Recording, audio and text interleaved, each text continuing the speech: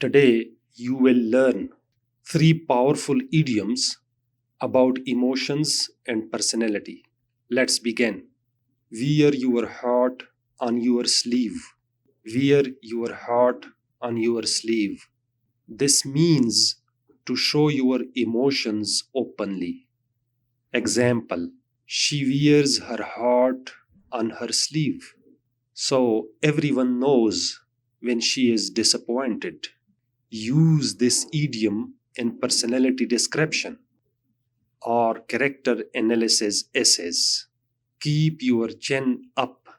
Keep your chin up.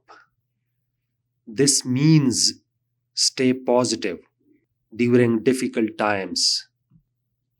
Example: even after failing the exam, he kept his chin up.